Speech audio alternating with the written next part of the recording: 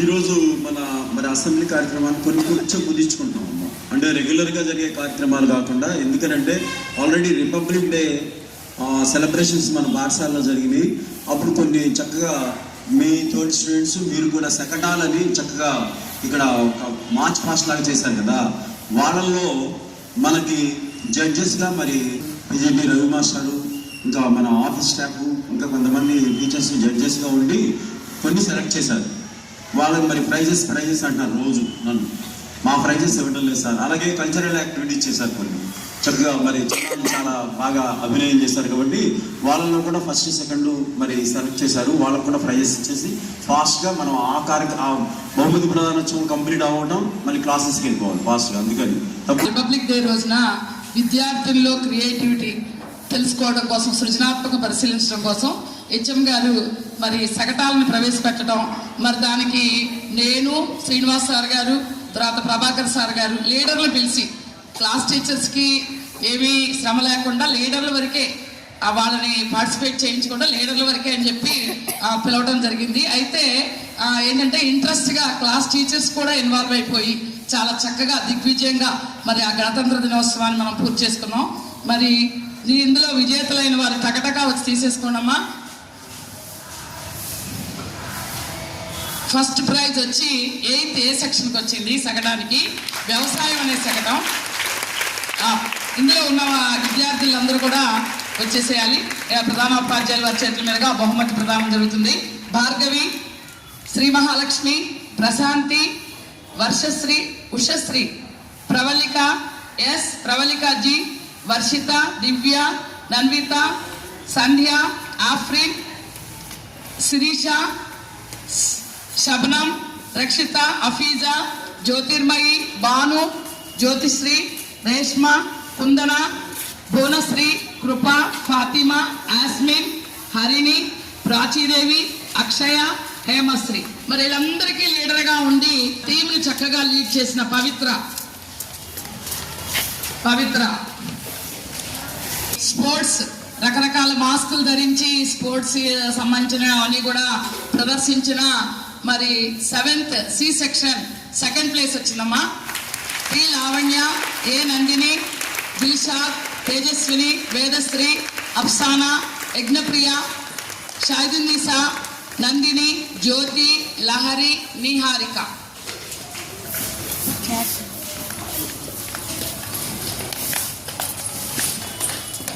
Third place వచ్చి 9th B సెక్షన్కి వచ్చింది హరితశ్రీ. 9th B వాళ్ళు ప్రదర్శించింది. 9th B వాళ్ళు ప్రదర్శించింది ఏం మేడం గారు? వీరనారీమణులు ఈ శకటానికి థర్డ్ ప్లేస్ వచ్చింది. హరితశ్రీ, అభినయశ్రీ, నవ్య, కుశల, శ్రీలాస్య, సాధ్య, పూర్ణ, తనూజ, నాగశ్రీ, లలిత, దాక్షాయిని, దర్శాయిని, మనస్విని, సంజన, దీప్య, రుచిత, మల్లేశ్వరి, చైత్ర, శ్యామ్ ప్రసన్న, శ్రీలత, మోక్షిత. వీళ్ళందరూ కూడా 9th B వాళ్ళు వీరనారీమణులుగా వేసి చక్కగా ఝాన్సీ లక్ష్మీబాయి డైలాగులు కూడా చక్కగా సాధ్య చాలా బాగా చెప్పింది కదా.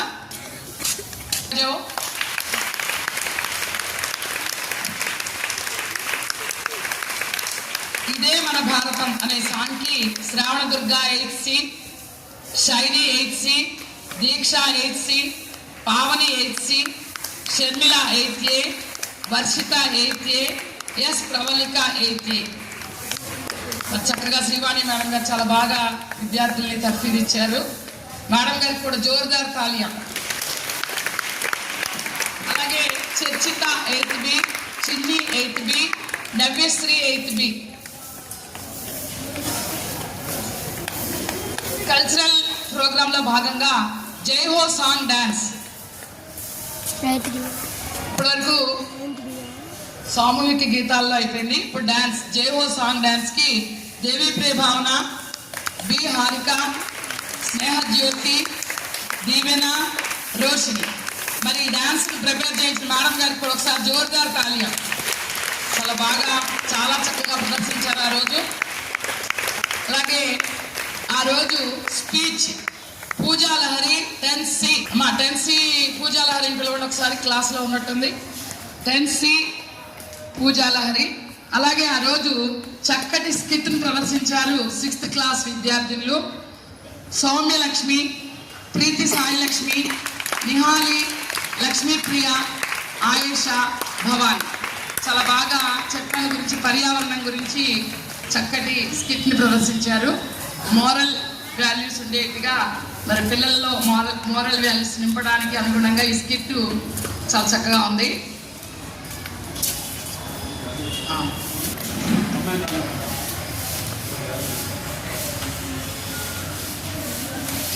వాళ్ళందరూ ఒక్కసారి వేదిక మీదకి వచ్చేసేయండి, మళ్ళీ పరిగెత్తుకుంటూ వేసేయడం.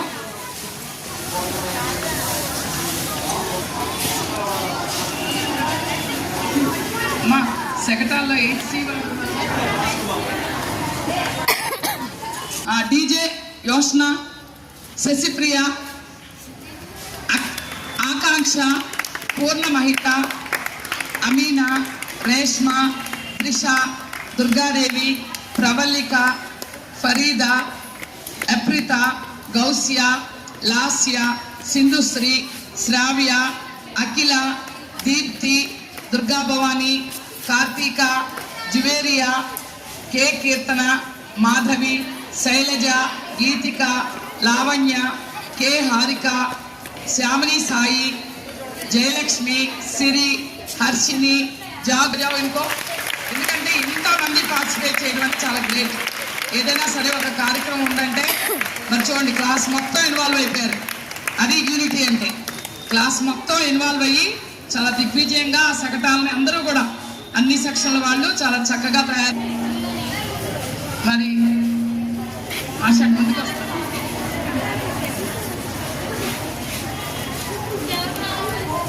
ఈ అవకాశం నాకు ఇచ్చిన ప్రధాన ఉపాధ్యాయులకు ధన్యవాదాలు తెలియజేసుకుంటూ ముగిస్తున్నాను.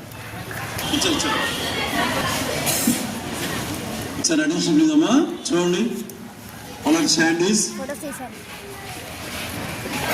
సగం స్కూల్ ఇక్కడే ఉంది.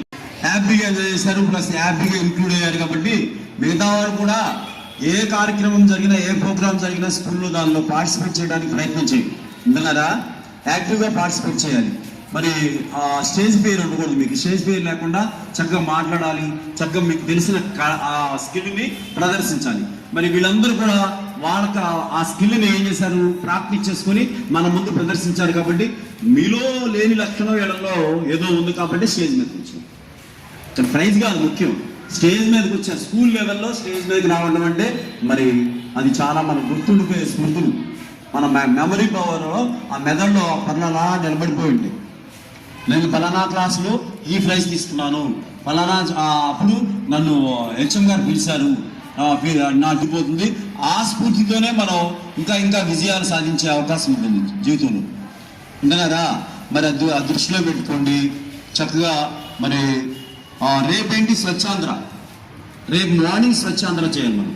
రేపు మార్నింగ్ హాఫ్ డే స్వచ్ఛాంధ్ర అంటే దానికి ఏంటనే థీమ్ ఒకసారి చూసి మళ్ళీ క్లాసెస్ మీ గ్రూపుల్లో ఆల్రెడీ మన స్కూల్ గ్రూప్లో పంపిస్తాను నేను.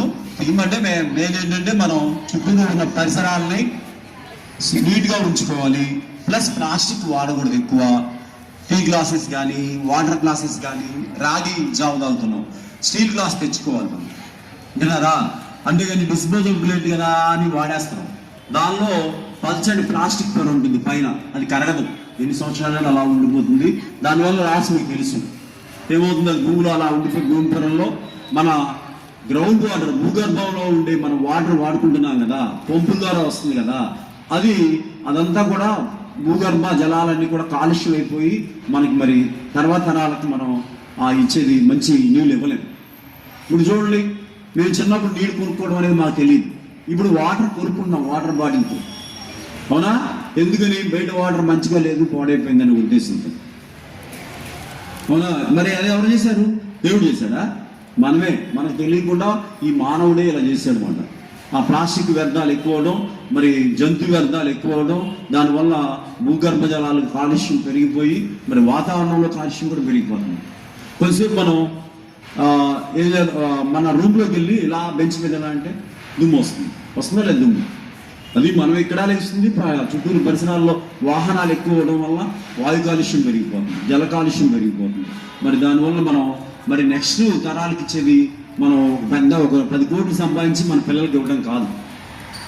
మరి మరి భూమిని పాడు చేయకుండా, జలాన్ని పాడు చేయకుండా మనం ఇస్తే అదే మనం ఒక 100 కోట్లు ఇచ్చినట్టు. ఒక చెట్టు పెడితే 10 కోట్లు ఇచ్చినట్టు నెక్స్ట్ తరాలు. మరి దృష్టిలో పెట్టుకోండి. రేపు వీలైనంత వరకు చాలా వరకు మీ దగ్గర ఉన్న చెట్లు, గులాబీ మొక్కలు కానీ, ఇంకా క్రోటన్ మొక్కలు కానీ, చిన్న చిన్న బుషెస్, పెద్ద చెట్లు పెట్టడానికి అవకాశం లేదు కాబట్టి బుషెస్ ఏమన్నా ఉంటే మీ ఇంటి దగ్గర క్రోటన్ బుషెస్ ఉంటాయి కదా, చక్కగా రంగురంగులు ఏం తీసుకురండి.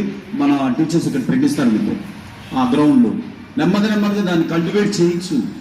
మీరు దృష్టి పెడితే ఒక్కొక్క కాలాన్ని కల్టివేట్ చేయొచ్చు. దాన్ని నెమ్మదిగా తవ్వడం, దానిలో మెన్యూలు కలపడం, చిన్న చిన్న ఆకుకూరలు వేయడం, పాలకూర అలాంటివి వేస్తే మన కిచెన్ గార్డెన్ పెరుగుతుంది. నేను ఫస్ట్ నుంచి చెప్తున్నాను, ఎవరు దాని మీద దృష్టి పెడతాను. ఆ కానాలో మన స్కూల్ సరిపడా పాలకూర పండించవచ్చు ఒక్కసారి దృష్టి పెడితే.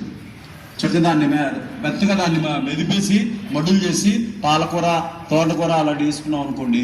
చక్కగా మరి బయట తోటకూర, పాలకూర కొనుక్కొస్తున్నాం అనుకుంటే కొనుక్కొచ్చినవి కూడా మందులు, పెస్టిసైడ్స్, ఫెర్టిలైజర్స్ పడుతున్నాయి.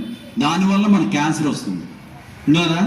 అందువల్ల మనం ఏమి న్యాచురల్ ఎరువు, మన కూరగాయ తొక్కలతో వచ్చిన ఎరువును అక్కడ వేసుకుని ఆకుకూరలు పండించుకున్నాం అనుకోండి. ఇంటి దగ్గర కూడా పెరటి తోటలో మనం చిన్న ప్లేస్ చాలు, చిన్న కుండీ చాలు. ఆ కుండీలో మనకి ఇంటికి సరిపడా ఆకుకూరలు పండించుకోవచ్చు అన్నమాట.